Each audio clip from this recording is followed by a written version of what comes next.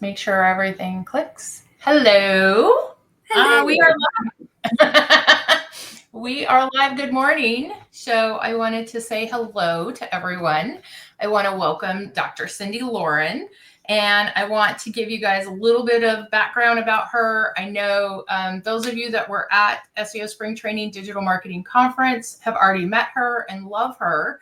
Not as much as I love her, of course, but I know I'm fangirling and gushing. So, but I just wanted to introduce you. Dr. Cyndi Laurin is an internationally recognized business transformation expert. The concepts that she's going to be discussing today, including the growth alignment framework and how to create your own luck in work and life, are featured in her latest book, Orchestrated Randomness: How to Create Your Own Luck in Work and Life. Whether you're a CEO, business owner, inspired leader, entrepreneur, all the things, you'll find some actionable insights that will allow you to use them right away. I am going to just dive right in and let Cyndi say hi and kind of get started. Hi. No, I'm super excited about this. I am hoping that the book is going to be coming out in the next few months. So it's been really fun to start sharing it on podcasts and speaking engagements, and I'm getting really nice feedback from it. So yeah, let's go. Let's dig in. Okay, I'm going to give you the floor. So it's all you. I'm going to keep an eye on questions, so I may pop back in here and there. So yeah, just it's all you. Have fun. Well, I hope there's some questions because I don't want to just talk for an hour. I know, right? Well, we'll get started, and we're streaming out to Facebook and YouTube, Terry's LinkedIn channel. Nice. So usually people pop in here and there. I invited a few people, so I'm looking forward to seeing who shows up and what kind of wonderful, exciting questions they have. But cool. I will let you kind of get started, but I'm still here in the background, so I'm not running away. Well, probably would be helpful to understand what the growth alignment framework is and how it came to be. I actually started, I read an article actually in Harvard Business Review back in 1998, and it was about the 5 stages of an organization's life cycle. And I found the article really compelling, but it was missing pieces to it, and I wanted to really test it and apply it and see how I could use it in my work. So literally over the last nearly 30 years, I've been refining this framework and to what it is today, which is the growth alignment framework. And basically it's 6 stages of growth. And one of the things that's unique about it is that oftentimes growth is reflected as revenue, headcount, years in business, which are all, very important, obviously, but there's a layer that's been missing. And this is where I think it comes very handy. And it's really a layer of organizational maturity. And it doesn't mean that there's like immature companies and mature ones, but it really is how intentional and how, what level of systems and processes have they put in place along their journey to get to where they want to go. And the other thing about the framework is that, the 6 stages in it, the goal isn't necessarily to get to stage 6. The goal is really to get wherever you want that business to go. So let me run through it really quick, and then we'll come back to how it sort of applies to different businesses. But obviously, the first stage is starting up. It's for startups, obviously, and if anyone's ever started or done the entrepreneurial exciting startup, it's chaotic and fun and crazy, and you can't stay in that stage forever. You'll burn everybody out, including yourself and your family. So what tends to happen is you start hitting this wall of gosh, do we have enough cash to keep this thing going? And once that cash is proven, or the model is proven outside of your sphere of influence, people beyond your friends and family are buying your product or service, then that's where you really hit what I call a crisis catalyst. So each stage of growth has a crisis catalyst. Crisis meaning, the Mandarin term for it is it's danger plus opportunity. So it's like, oh no, we're up against this wall. We can't break through it. We're trying all of these things. We just can't seem to get to that next level. So the next level that companies tend to want to go to is really the next stage in the growth alignment framework. So once you've got enough cash, things are stable and predictable in that manner. Then what tends to happen is we need some foundational structure, because we can't grow any further unless we put some systems and processes in place that will allow that next level of growth. So the second stage is called getting organized. And it could be as simple as creating a functional org chart. It could be as simple as mapping out your core critical processes. But all of these things have to take place, because you're not going to be able to get to that next level of growth, of expansion, without having the foundation set up. So data dashboards, strategy, all of these things start coming together in that stage 2 place of getting organized. After that stage, the crisis catalyst, we want to grow. So once again, we push our ideas, our concepts, products, services out in a different way, though this time. This is more regional based, different features, different verticals. So it's a different kind of growth than when we were starting up. Once we've grown bigger, again, things start happening. Life gets complex. We have to focus inward again. And this is really where we need to pull together, because you've got this situation where there's foundational systems and processes in place, but everybody's optimizing their own little independent area. We call it siloed. There's not a lot of cross-functional communication. It's not really clear who owns what. And so that crisis catalyst is, we really want to innovate now. We want to continue to be relevant to the customer or client base that we have. But again, we have to build some foundation for that. So that's really called pulling together. So the team has to come together. We have to put, again, systems and processes in place that allow the team to cross-functionally collaborate. Oftentimes when I work with clients, they're like, man, we have silos. We want everyone working together. So we're just going to create a meeting. Well, a meeting's a meeting. It's not necessarily systems and processes to create the conditions for that collaboration. So I'm all about systems and processes to help people do the best work they can. So once that we've pulled things together, now they can innovate together. And the kicker in this one is, are we optimizing each functional area of the business?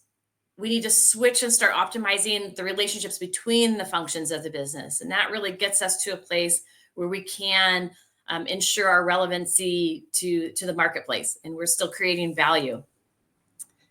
Hello. I wanted to pop in, yes. I don't want it to be like you lecturing out. So if it's okay to have a little bit of a dialogue. So I know you have your framework, and this is something that you've cultivated and created based on your experience working with so many different companies over so many different years. Yes. One of the things as a business owner that I kind of figured out, this was a few years ago, I kind of had one of those aha moments where most of us start as entrepreneurs because we don't like working for someone else. We don't want to follow their rules. We want to go do it ourselves. It's going to be great. I can totally do this. I can do better than my boss, right? But I have found after you get out on your own, yeah, you have that really exciting growth period where oh, I've got money and I can do this and I don't have to answer to anybody else, not realizing your clients are who you answer to. But you have to create those systems and processes. You have to take your little entrepreneur opportunity and go corporate. Yeah. That's the only way you can grow, right? You don't really see any way out of that, do you?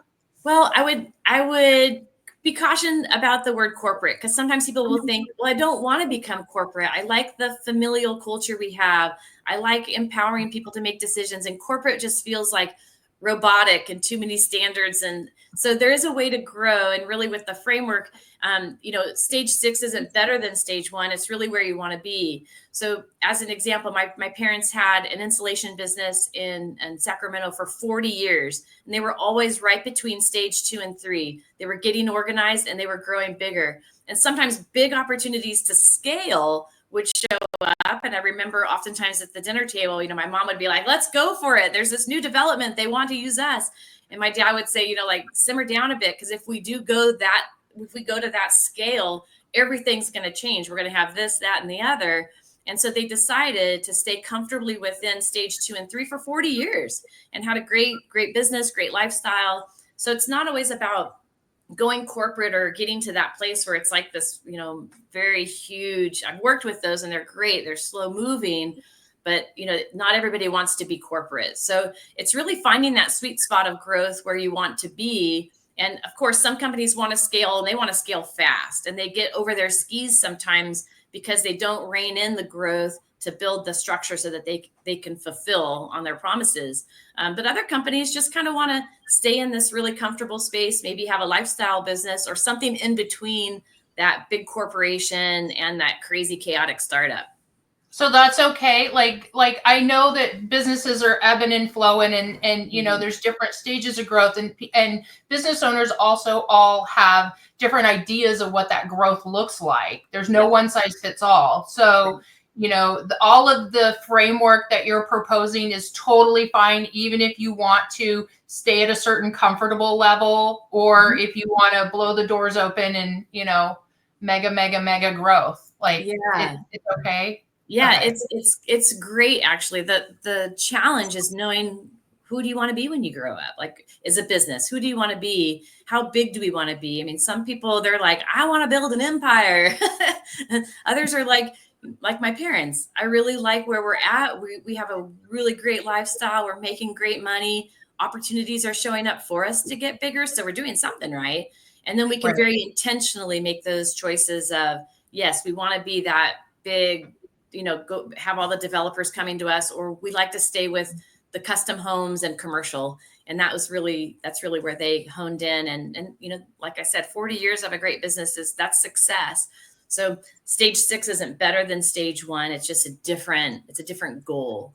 So, and how often do you find people pop in and around all those stages? Is that nothing is static. So I kind of think of it like chutes and ladders. So let's say you get to stage 4 and you're like, yes, we're there. We are pulling things together, and we're innovating together. It's great. Well, outside circumstances change all the time. Easy to hit that chute and slide back to, we're back at stage 1 now. And a great example of this was during COVID. So COVID shifted the way people did business so significantly that a lot of companies slid back to startup. Like, do we have enough cash to keep this thing going? And really force them to think about, what is our critical path moving forward, given what happened in the outside world. So it's never like we get to that stage, we throw our stake in the ground and say, yay, we're here. Because like in the book, Orchestrated Randomness, it is really that. Randomness happens. It's those companies that learn to leverage it, orchestrate it to their advantage, that have those happy, successful businesses. But something you said I want to talk about also, that whole idea of one size doesn't fit all. And this is where I'm trying to start a movement, maybe build a movement, which is, yes, revenue, headcount, years in business, those are very important. But I could say, hey, how's business? Oh, it's great. We're making $5 million a year. That doesn't tell me anything about how much is bleeding out the bottom. Right. So I kind of think of it like a fishbowl. Like if you have a fishbowl and there's water in the fishbowl, revenue is the water we're pouring into the fishbowl, but there could be a lot of cracks. So you could be working really hard with really tiny margins, or some industries are known for just having really tiny margins. So there's a lot of knowledge and wisdom that comes into play when we're using the framework, because it literally is your map. It's like, here we are right here. Here's X. That's where we want to go. What's the best path to get there? And for some, it's becoming, just more effective and efficient at what they already have, versus, we want to scale and be, in multi locations all over the US or globally. It's just a different goal. So what I'm really hoping is, with this movement that I'm trying to generate, is to look at business maturity as an overlay on top of revenue, headcount, and years in business, because there's success and demise, at all levels. It just depends on where they want to be versus where they are. And you don't necessarily have a specific industry that you focus on. No, it could be widgets, it could be SEO, it could be whatever. Yeah. I have healthcare clients. I have an engineering consultancy client. I've got, manufacturing. I love manufacturing because everything's so visible. It's kind of like the back of my hand. But I've been in construction and pharmaceuticals. I've seen every industry. There's really nothing that surprises me anymore. And I think it's really because, when you love your work and you're in it to win it for decades, you start to see patterns. And I mean, I started seeing patterns obviously early on after reading that HBR article, because I was like, wow, this is fascinating. Is this true? That was, you have to be curious in business. If you're not curious, you're not going to move to any next stage. So you have to really be curious and willing to take action. And so that's really been, how I run my own business, is to be curious and test things out, test and refine. So it's really industry agnostic, size agnostic. It's really just the framework. It's introspective work and not prescriptive work. Like I wouldn't say, do these things on the checklist and you'll get to stage 3. It's very introspective type work that is done to get clients to those next levels. Would you say that you don't have you have a framework, but you don't necessarily have the exact same thing for every client, right? Because I know that a lot of industries let's niche down so we can wash, rinse, and repeat. And I get that. I validate that for a lot of people. Mm-hmm. I struggle embracing that, but for you with coaching, it's not a one size fits all, right? No. Because there's so many moving parts and pieces. Yeah, there is no one size. there's no small, medium, and large. It's there's everything. There's so many. What I love about the work is that there are so many different elements that make it really fascinating. I mean, business is complex. Sometimes we over engineer things and make it way more complex than it has to be. So, my yes. So my role as a consultant is to really help business owners and leaders understand, there's a fine balance. And really, if we keep it as simple as possible and focus on growth and infrastructure, I think of them as 2 horses. I always talk about the horse race. So you got the growth horse and the infrastructure or fulfillment horse. Man, if one horse gets too far ahead of the other, bad things happen. So wisdom is really knowing, when do I pull in the reins on one horse or the other and shift my time, energy, and resources from growth to building a structure so that we can grow more, or that we can replace the churn of our business. Because maybe, some industries naturally have a fair amount of churn. So their goal is just making sure that they replace it. And then they have a moderate growth goal, to stay ahead of the game. Okay. There's no one size. Okay. Well, I kind of interrupted you as you were going through the different levels, so I'll let you get back to that. No. I love the interrupt. I prefer this versus just talking. Okay. so jump in anytime. I can totally do it. So there's a question how can a business owner or team member or whatever know what stage that they're in right now? Yeah. So I created, and I think we're going to show it at the end, as a growth readiness scorecard. And I would encourage, it's just a QR code where there's a number of questions. There it is. So anyone can scan the QR code and run through this series of questions. And then I provide a custom report to them. And believe me, it's not uncommon for a person to feel like their culture is in stage 5, but their leadership is in stage 3. And maybe the way that they reward and compensate is in stage 1.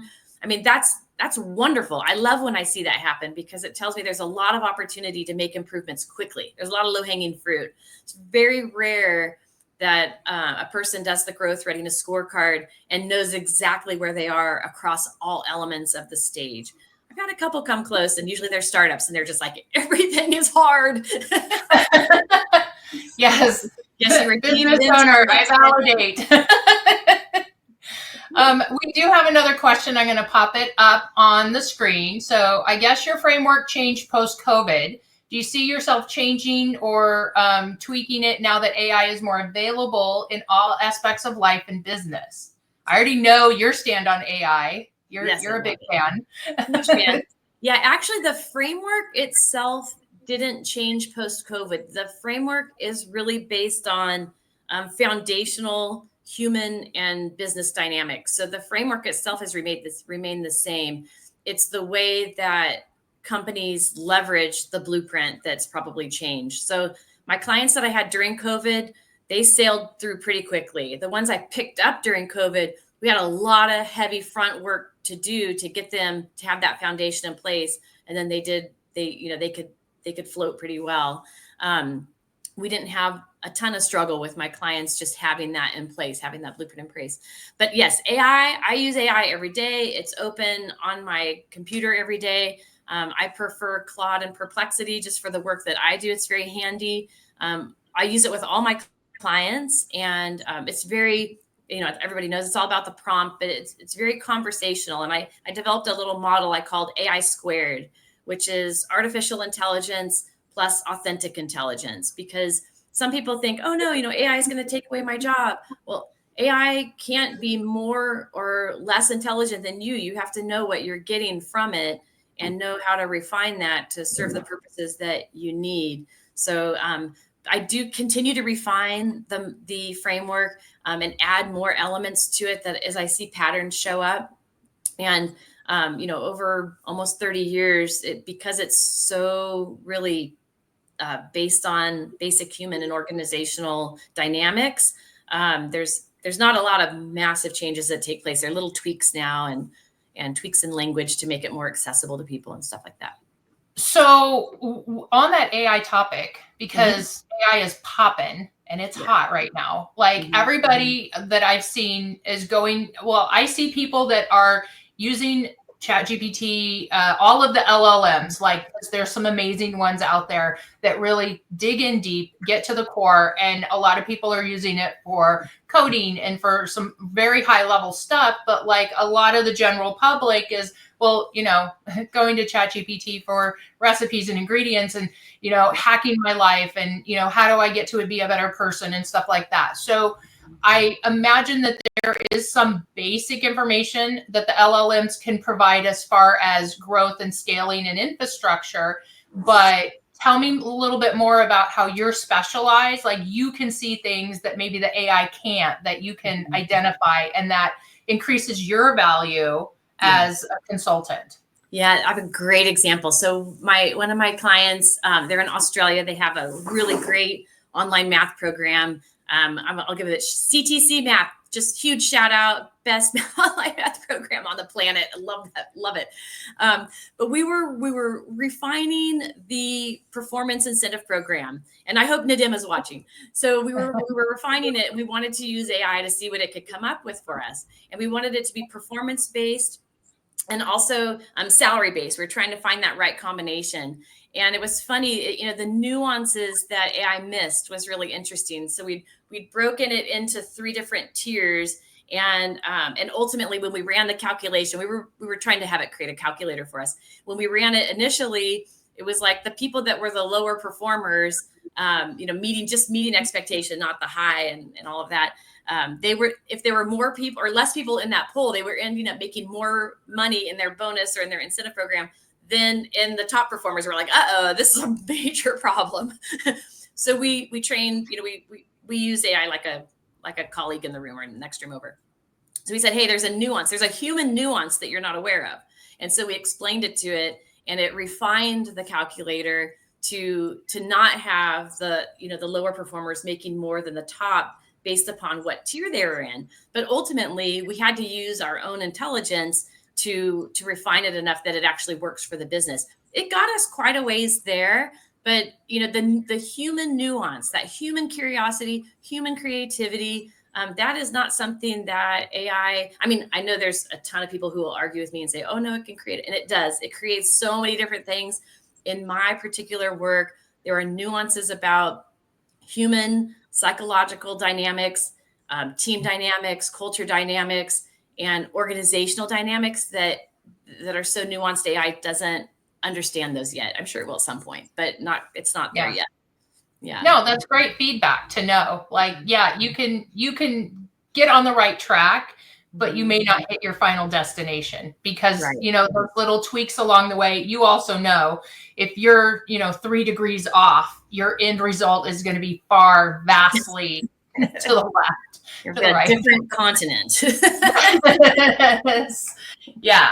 So those little tiny tweaks early on, consistent course correct. I find that is the story of my life. Let's course correct. Well, and that's what it's all about, right? If we're not in a place where we can test and refine, then we're not exposing our blind spots. We're not getting smarter. So this is life. It's test and refine in our personal life. It's test and refine in our business life. And I think the folks that recognize that earlier on than later, they tend to move a little faster because they're not afraid to try to test something out that's different than they've done before. And actually, this is something really good. This is something that's been going over really well with audiences lately, is really throwing out the word of change. Like, we're going to change this, we're going to change that. My clients don't use that language of change because honestly, to team members, it feels like the leadership doesn't know what they're doing. So we're going to, they read another book and we're changing this now. Like, God, just figure it out. And really, it doesn't set confidence that we really have as we're refining things. So we throw out change, we introduce refine. That just becomes the language. And then the team knows, okay, it's okay to experiment with something. It's okay to be curious. It's okay to get things. I mean, obviously, we don't want big disasters, but they have to test things out, and use some form of data to track whether or not the test is working or not working. It can't always be based upon gut. There needs to be something, some evidence that helps us keep that business moving forward. So I like refine over change, and I really like align over agree. I always kid that if nobody can agree even on the little things. Agree slows everything down, and then what tends to happen is we end up compromising, and then no one's happy. So throw out that whole, we have to agree on this. And again, this supports a test and refine culture to say, let's align around this and test it out for X amount of time, and then come back in retrospect and see if it's working or not. So, and what that would look like is, like, let's say, Elisabeth, you and I were trying to make a decision on something. You want one thing and I want another.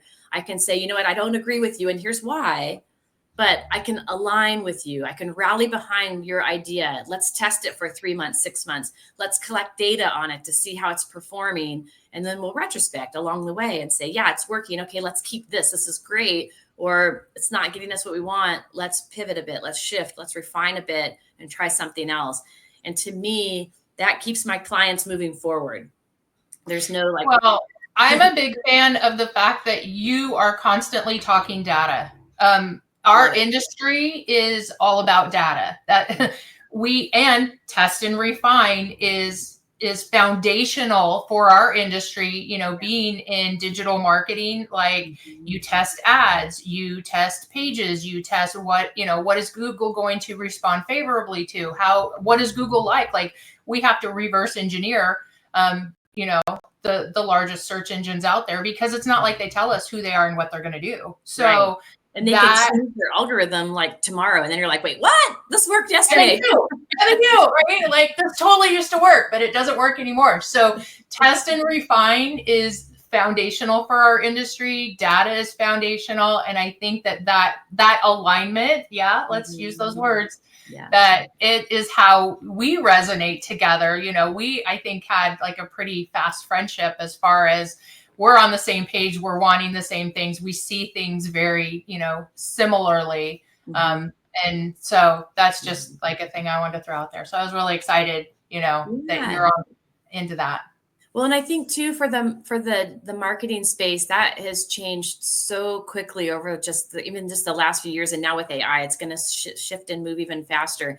And I think the recommendation to your industry specifically would be, you're amazingly competent, adept, excellent, whatever the word is, fantastic at doing the test and refine with clients. You have to turn that inward to your own business as well. And I think that's where a lot of companies get stuck. I'm not just saying your business or that industry, but a lot of industries get stuck on, we're so great with our clients, but we're not really focusing inward. Or the flip is true. We're focusing so much inward that we're not, looking at what our clients are wanting. Both require systems and processes to collect that feedback, know what to do with it, and then know how to refine and meet the needs of stakeholders. That's the end game, right? It's just, can we solve a problem or fulfill a need for all stakeholders? If we got that down, the rest is easy peasy. Yeah, we don't treat our own agency as our own client. Like, that's common in multiple industries. You hear the stories of the mechanic that has broken down cars because he's fixing everybody else's car, So no, I totally get that. So Can you let me know what you think are some common signs that an organization is maybe stuck at a particular stage, other than the obvious of stagnant, like your revenue is not changing, that kind of thing? That seems pretty obvious, to me, but what do you see? So usually it's in the language of, we're trying to get to this next level. We've been dealing with this challenge for years, or we've been dealing with this for several quarters. We can't seem to find our way around it or over it. And it could be it could be the growth horse, or it could be the infrastructure horse. Like, we can't deliver on time. I had a client several years ago that hadn't delivered on time in 10 years. And it's like, wow. Let's stop there.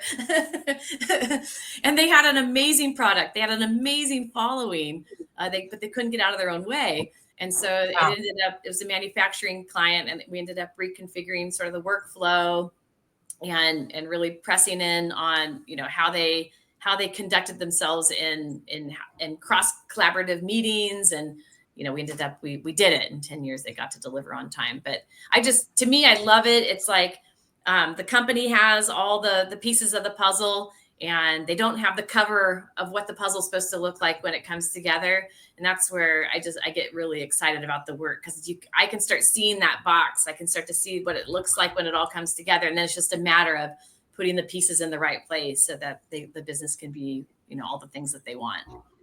I love that. And so anytime you find these little chunks of blockages, is that what you refer to as a crisis catalyst? Yep. It's where you hit that wall. You've been trying to get through this for some length of time, and they're predictable. I mean, they're very predictable, which I find so fascinating. And I think that's why it's taken me a long time to put this in a book format, because this is like my Kentucky Fried secret recipe in my back pocket. So the more I talk about it, I'm like, it's so simple. Yeah, to me, but it's not. So that is the crisis catalyst. It is that wall that they hit. It's very predictable. And to me, I love working with the early stagers, stage 1, stage 2, because I know exactly what that crisis catalyst, and they're going to know exactly what it is. So wouldn't it be great to start a business knowing the map all the way to, empire building, staying fresh, which is level 6 or stage 6? It'd be amazing, to know what it's going to look like and know what I'm going to hit before I hit it, because then I can start to predict the signs that it's showing up, rather than, we haven't delivered on time in 10 years. It's like, we should have figured that out 9.5 years ago. Well, we know there's a problem. We just don't know how to fix it or address it or change it. So, and I love the more complex, messy, toxic, interesting, that's the stuff I really love digging into, because, sometimes when I'm like the third or fourth consultant in the room, aside from being met with a big stink eye at first, because they're like, another consultant, great. But oftentimes it's not that the previous consultants were not good. They were great. They just didn't have the blueprint. They didn't have the map. So they were solving for something that wasn't the primary issue. And so it felt like this super complex thing. But in essence, once we got aligned on what it was, then it's like, oh, okay, this is what we have to do to get by that. Like when you say, it felt like a super complicated thing. Like feelings can misrepresent. That's not necessarily accurately what's going on. It may feel messy and tangled, but that may not be the case. It's just, and I've said so many times for so many years, perception is reality. So how you perceive may not necessarily be how the other, like if you have business partners or multiple people in the business, they may not perceive it that way. And so you have to kind of, the little part psychology, part, actionable strategy, I think is a good balance. Because, I've had a lot of coaches like, how do you feel? Like, I don't care how I feel. I need the numbers. I need the data. I need all of the statistics. That's how I feel is I want to know. Right. Yeah, we got to know. We have to be able to see it. That's why every client that I have has a data dashboard, so they know how they're performing at any given time. Without that, we're flying blind. It's hard to make good decisions. It's hard to know when to shift time and attention and resources if we don't have the data telling us how to, we're not leveraging it. So that's a really critical one for sure. Yeah. Another question, how do you see the conversation around organizational maturity evolving in the next few years? Like being in business as long as we have, like Terry and I, we've had 3 separate businesses together. We've been self-employed 23 years. Like I've never really thought or heard or discussed organizational maturity. That's kind of a new thing for me. Yeah. I'm looking at scaling and revenue and those hard words, right? The concrete words, not necessarily the abstract. So talk to me a little bit more about that. Yeah. And the concrete data has to be there. That's for sure. I mean, like stage 1, if there's no cash in the bank, we're not moving to stage 2. So the numbers have to be there. The maturity piece, I even struggled with that. I worked with perplexity through that one actually, because I'm like, is it really maturity? Because I don't want people to think, oh, I'm in stage 1, so I'm immature. So the way I sort of thought about it was, look at a human. A baby is not worth more or less than an older person. They just are where they are in their journey. So a baby can't go out and drive a car. Their legs aren't long enough. No, I'm just kidding. there's more to it than just that. But there's a lot of elements that have to take place that infant or that toddler has to move through before they get to the maturity where, and I'm not just talking intellectual maturity, it's like the whole thing, the whole being has to mature to a place where it can drive a car. And so the same is really true with organizations. A startup isn't better or worse than stage 6 or stage 4. They just are where they are. And again, it's not, our minds tend to go to good, bad, bigger's better, higher's better. In this case, it's not. That's where maturity, that's where I struggled with it. So it's really compared to where you want your business to be, to hang out. So not all have to go to stage 6. If you do, then there's a path to get there. That doesn't mean you're going to be corporate. It doesn't mean you're going to have more revenue, more headcount, or be in business longer. It can just be that you slipped through those crises catalysts more quickly. So a small little business can be stage 6 without being $50 million or more and 350 employees and be in business for 15 years. So that's really where the maturity overlays on top of the data.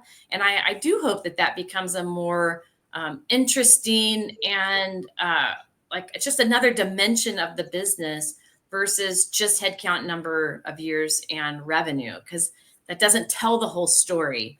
And really the maturity piece is how well the organization is leveraging data, systems, and processes, their leadership, their culture, these 10 elements per stage. How well are they leveraging those and aligning them so that they are providing value to their stakeholders? And I think that's really where maturity and value creation, that's where that marries those two.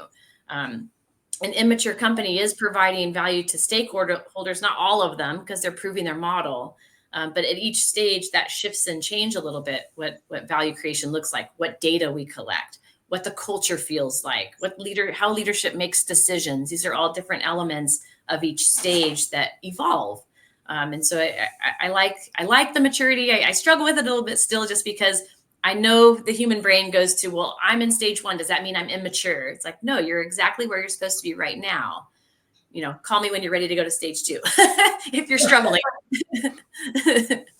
So, and I know that you've got vast experience with like large corporations, you referenced stakeholders, that kind of thing.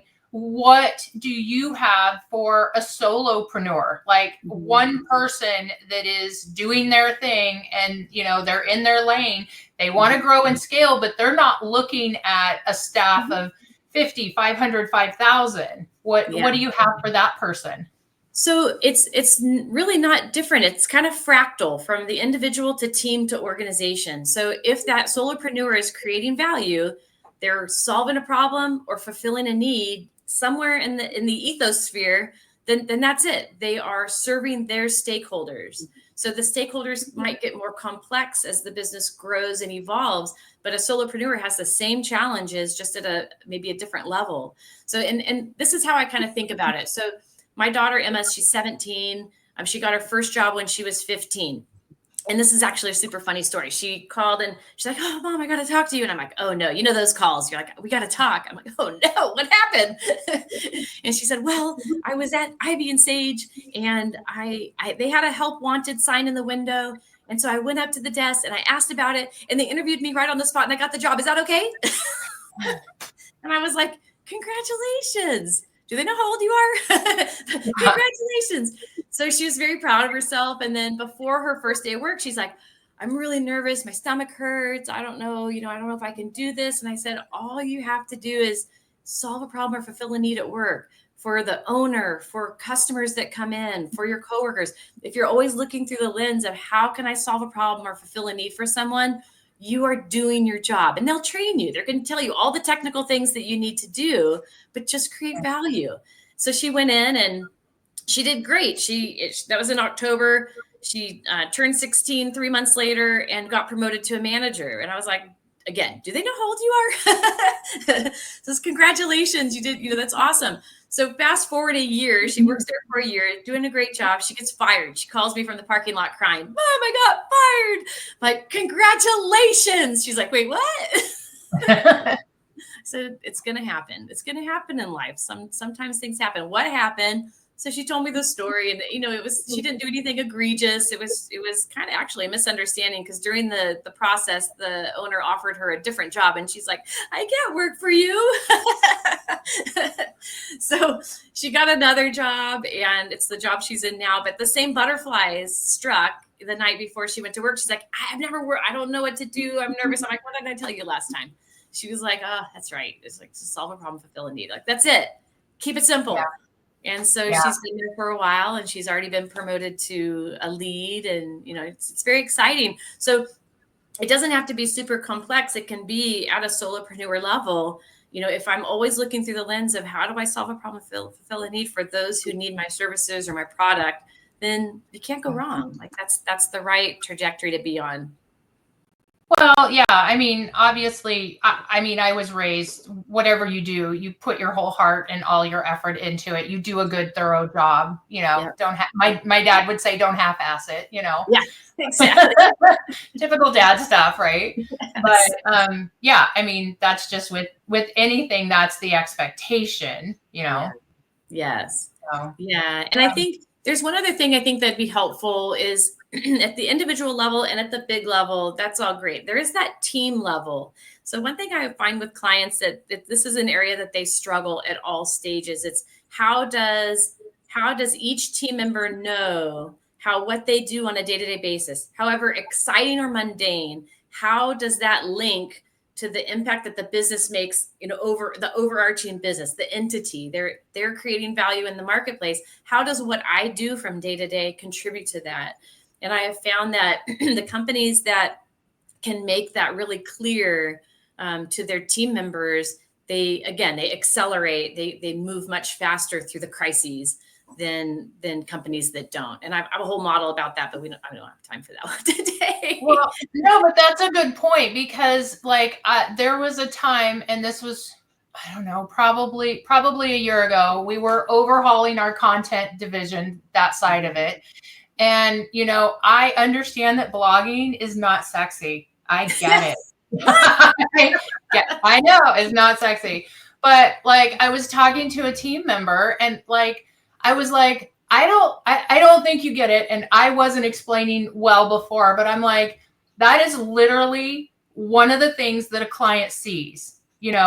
As a client, they're not going to know about backlinks and siloing and our internal linking structure, our external linking structure, syndication, all of the things that we do. Because when I try to explain SEO, I always say, it's very multifaceted, like a diamond. There's so many parts and pieces that move together that shine. I said, but the blogging is absolutely something a client sees. It is on their website. They go to their website. What are you doing for me? I can give them a spreadsheet of, 50 things that we did that month, but they're going to see the blogs. And so I explained that. I'm like, that's a big impact you can make for a client that they can visibly see. They don't see the links. They don't see, the keyword research and all the back end stuff. So, by explaining that, I think that made an impact. Like, this particular team member has become super, super strong, one of our very valuable team members. And I think maybe explaining that. So that's my goal, is to explain to the rest of the team members how their part and piece fits into the whole, makes everything shine, glisten, sparkle, all that. Yeah. But Well, they're each one facet of that diamond. What they do is one exactly. facet. So that's a great analogy and way to help them see that the work that they're doing. Because you're right, sometimes it isn't the most glamorous or sexy work. It's like we have to do this to stay in business. Yeah. And so, but you can make it. So, like when I worked with the C17 team, that's what the Rudolph Factor is about. A lot of them are doing literally like putting rivets in airplanes. It's not very exciting work. But when you ask that person what they do, they're getting our troops safely around the world. They're contributing to humanitarian that the C17 participates in. So they saw their work so differently, so much more strategically than what you actually see them doing. And which is no wonder that, they were able to go from near cancellation to winning the National Quality Award in 5 years. 10,000 people got aligned around that concept, and we're able to really turn the big giant boat and really come together. So it's very powerful. No, that's really important. And I know that there are a few people in our industry that really do focus on your staff, your employees, your team, because that's critical. Because at bottom line, I can't do all things myself. Like, I need my team. I love my team. I have a great team right now. I want to keep them all.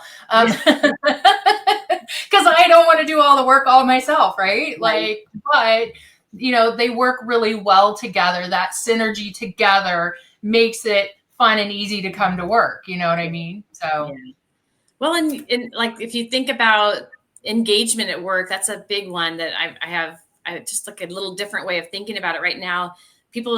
Gallup has said for, I don't know, 2-3 decades that, 60% of the workforce, or 2/3 of the workforce, is basically not engaged. And then companies throw all these perks and coddling the employee, make them happy. What's our employee happiness score? And really, to me, we're doubling down on what hasn't worked for decades. So it's really, how can we as leaders create the conditions for our team members to show up and be engaged in the work? And that's by, having processes that work. Like, if you bring someone in every day and the stuff that they manage is just like a major, pardon language, major shit show, then that's not going to feel good. They're not going to want to engage. So helping create those conditions for them to be like, wow, I love where I work. It's amazing. And then, challenging them. So they have gratitude from the way things show up, challenging them to do things that they don't know that they can do, but you see their potential and you push them to do that. Then they get some pride in the work. And then that being a part of something bigger is what we just talked about, that aligning what I do today to what the entity does, the impact that the entity makes. And that, I call that the modern day GPA: gratitude, pride, and being a part of something bigger than yourself.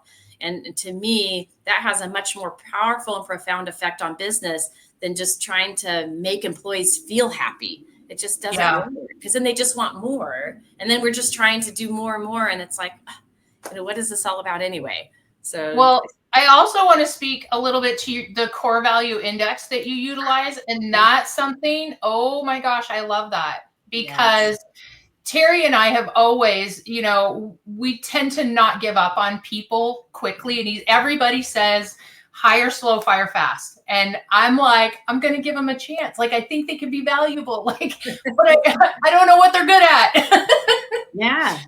So speak to that a little bit, the CVI. Okay. Yeah, the core value index, I came across that. I think it was just last year. It feels like 7 years ago in dog years, but yeah, I think it was just last year. And again, my daughter, teenage girl these days, have some interesting conversations. So I made her take it. I was in a webinar and learned about it, and I made her take it because we were just not communicating well with each other, and I wanted to test it, and she's kind of my guinea pig for things. So she took it, and I was intrigued because the way that she mapped out, and the core value index is really about your hard wiring. So it's not personality, it's not situational, it's not, it's 97.7% reliable. So she took it at 15. If she takes it at 45, there's a near 100% chance that her map will be exactly the same 40 years from now or 30 years from now.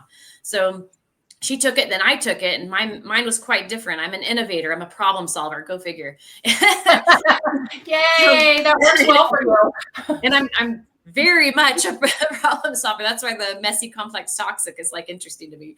So what I learned is when I'm talking to Emma, I ask her lots of just, how is school? How are your friends? How are things going? Well, at some point, her innovator gas tank runs out, and she didn't want to be asked any more questions. But for me, I would double down and ask more questions because I'm like, now she's shutting down. I'm going to ask more questions. Well, I learned like that doesn't work. Don't double down on what's not working. So now I know to go to where she's at. Like, it's like common sense, but now I know where she's at. I know where she maps. I know if I need to go to the more detail-oriented, evidence-based Emma, or if I need to go to the relationship building part of Emma. But it's helped our relationship profoundly. And then I started, learning more about it, got certified as a facilitator, and all of my senior leadership teams have to take the CVI because, well, I have got a really good vibe of people in a room, and I can connect dots pretty quickly.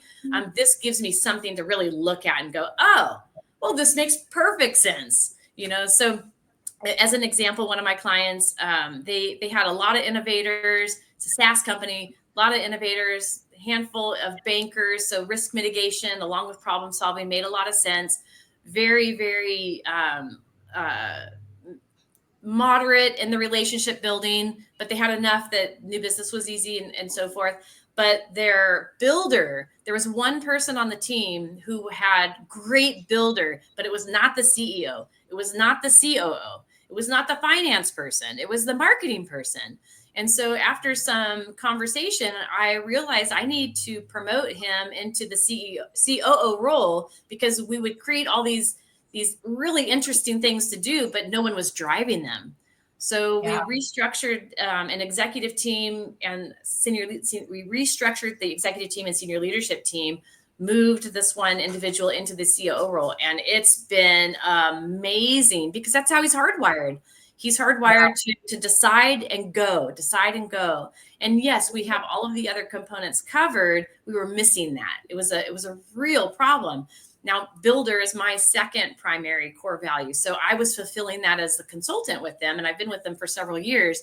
And I kind of knew that I was driving. But at some point as a consultant, you want to be able to pass the baton and then really just be an equal brain in the room and be able to contribute in a different way. So once we made that transition, it was a game changer. So now I'm a member of the executive team. I'm not having to drive so hard because we got the driver in place. I love that because you have to put people in the right place so that they can succeed, so the company can succeed. And I do see where like maybe an employee sees a lot of these shifts and changes and be like, what are they doing? Do they even know what they're doing? But those strategic alignments is only going to benefit the business, the company. Right. Well, and are they hardwired for the work you have them doing? So somebody who's not, I think about them like gas tanks. So if my innovator gas tank is very big, I can swim in that all day long. I mean, it can be dark outside and I'm like, oh, the day passed. Huh? What happened? But, throw me in banker mode, which is the detail process. I love all of that. I don't want to hang out there for a long time. I want to get in there, use my brain in that capacity, but then I want to go back to problem solving. That's just how I'm wired. So when I understand how people, are wired on their teams, I can very easily say, you've got that person doing business development. They can hardly access that gas tank. It's very small. They can do it for a little while, but that's going to burn them out and fatigue them very quickly. So again, it's not good, bad. It's really just leveraging people's hard wiring for putting them in the work that they're going to excel at and that they're going to really be passionate about. Yeah. Just another tool as you're digging in. Yeah. Yeah. You gotta have a lot of tools for sure. It's just knowing which tool to pull out at the right time to help the client get, where they'd like to go. Yeah. What's one question you wish more leaders would ask themselves? Why am I doing this? No, honestly, I'm kind of kidding, but not. But they need to ask themselves, what's enough? How big do we want to be? And then they need to have that conversation with their partners and or other senior leaders, and or if they're a solopreneur, be really clear on it on their own. Because there is this conception that we have to grow, and everything has to be big, big, big. And that's not the reality. It is based upon what's enough, and why are we in business? I love this question at speaking engagements, literally around the globe. This is not just a US thing, but if I say, why are we in business? People will shout out to make money. And I'll put number 3, make money. What's number 1 and 2? And it's like, and it goes back to that, solve a problem, fulfill a need. I mean, let's keep it simple. So if I love that. Yeah, if they're doing it, then they're on the right track. And that's where it's kind of fractal from the individual, the team, and the organizational level. It's just creating value is how we get to where we want to go. But we got to know where we want to go. A map isn't good if you don't know where you want to go. Exactly. Or why are you going there? Because you could take a bus, a train, or a car, or walk. Yeah.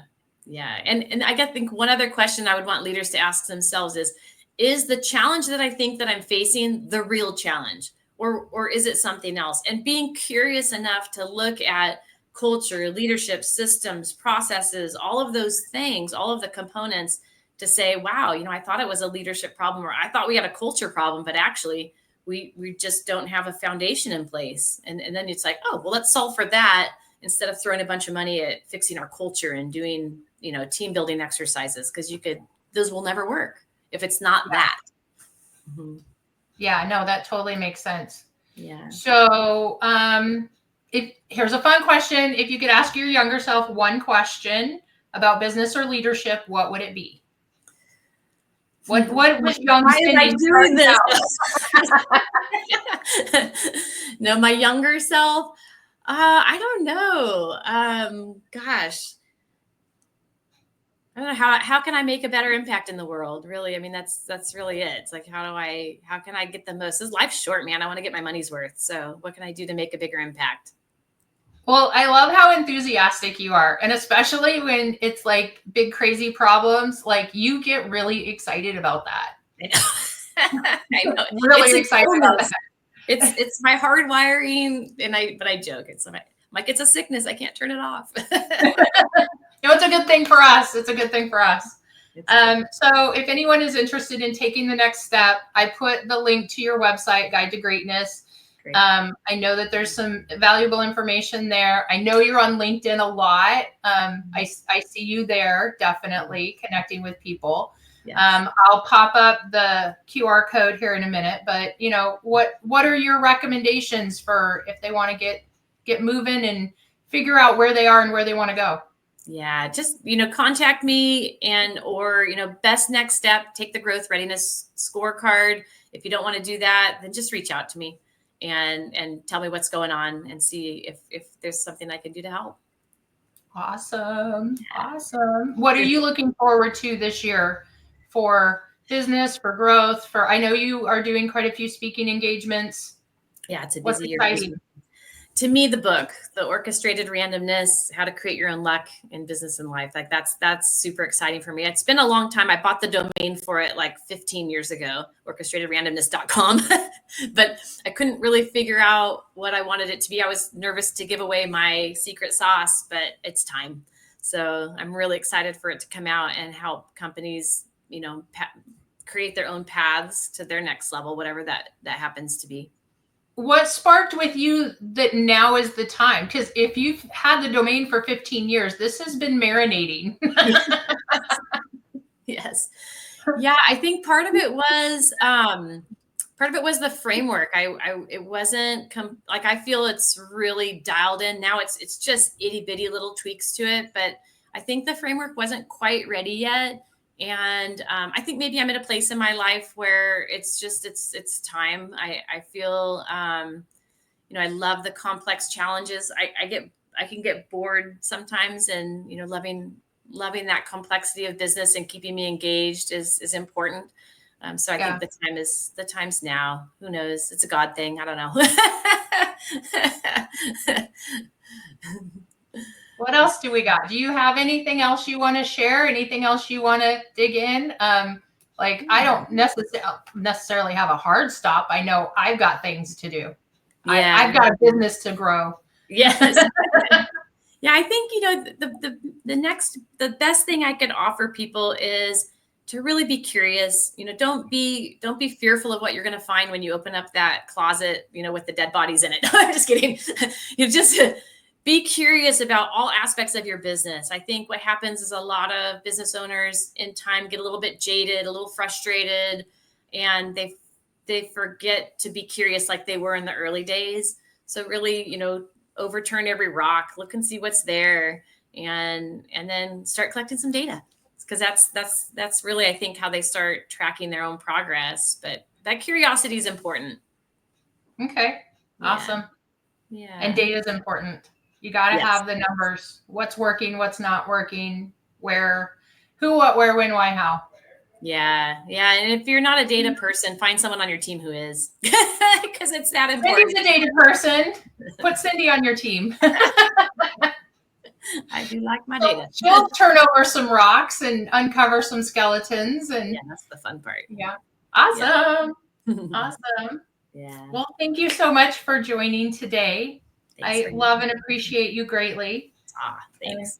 I want everybody else to know you and love you like I do. So fangirling. I appreciate it. Awesome. All right. Well, I will talk soon. And everyone else, like, share, subscribe, follow, do all the things, watch all the videos, get Cyndi out there, all the things. Yeah, get the brain working. Get your brain working. Thanks, Elisabeth. Thank you. All right. Bye-bye.